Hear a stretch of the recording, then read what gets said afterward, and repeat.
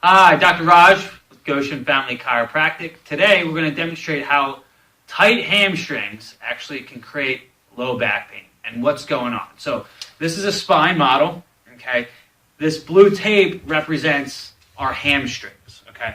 When our hamstrings become tight from sitting too much or just not stretching before working out, our hamstrings start to pull down.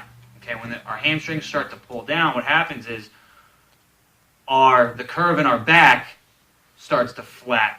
Okay, when we start to lose normal curvature in our back and it starts to flatten, that puts a lot of stress and strain on the nerves and on our what we call the discs that are in between each vertebrae. And that leaves us prone for injuries, such as disc injuries or these joint injuries.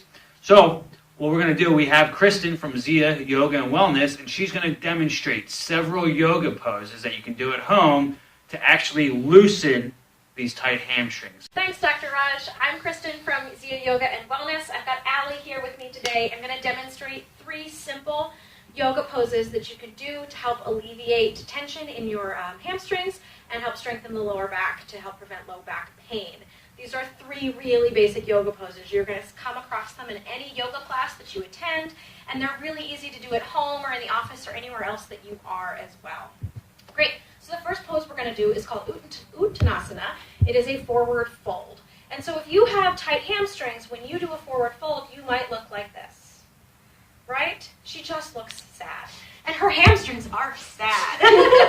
So a really easy adjustment to make to this pose, come on back up, is to find a counter or a ledge or a chair that's about hip height. So you're going to position it in front of yourself or position yourself in front of it.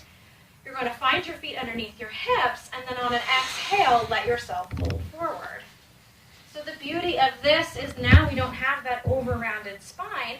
Allie has a nice long spine from her sacrum all the way through her neck, and her hamstrings are slowly being able to be stretched without having too much weight and pressure being pulled down.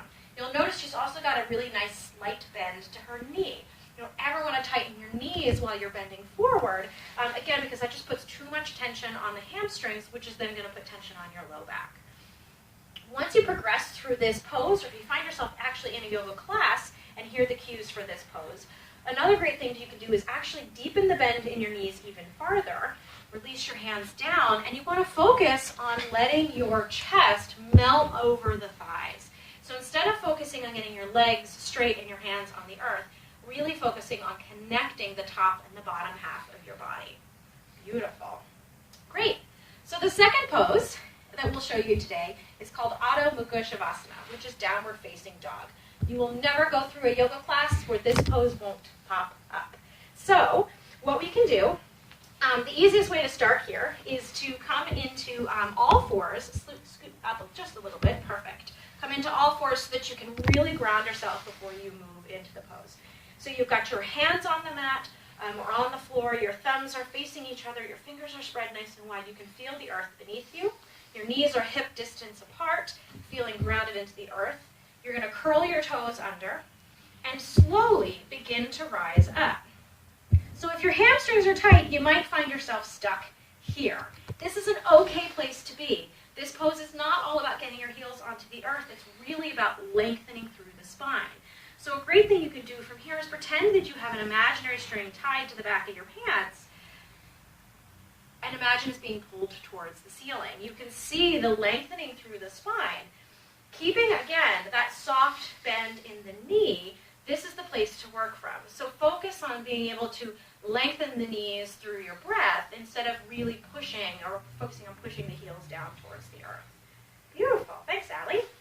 Okay, come down on your knees. The last pose is called Balasana, child's pose or wisdom pose. This pose is incredibly grounding, and it's fantastic for stretching the lower back, then the hamstrings as well, and also for building the muscles across the front body. So a great adjustment for this pose, if you do have tight hamstrings, is to use a few simple props. You can use a couple of rolled blankets, you can use a yoga bolster and a blanket, whatever's going to make you feel most comfortable. So as you position the bolster between your knees, you're going to take a big inhale, And then just slowly let yourself melt over top of the bolsters. Doesn't she look comfortable? This is an amazing pose. You can stay here anywhere from 30 seconds to 3 minutes. And as you breathe, you want to focus on sending that inhale energy down the backside of the body, into the hamstrings and into the hips, to really let them soften and relax, which is going to allow the lower back to begin to open and stretch out. Great. Allie might stay here for a while. A little bit. But these are 3 really simple and really common yoga poses that are going to come up in any class or practice that you go to, and again, are really accessible to do anywhere that you are. The beauty of them is that they're going to help you lengthen your hamstrings, and they're going to protect your lower back from any further issues.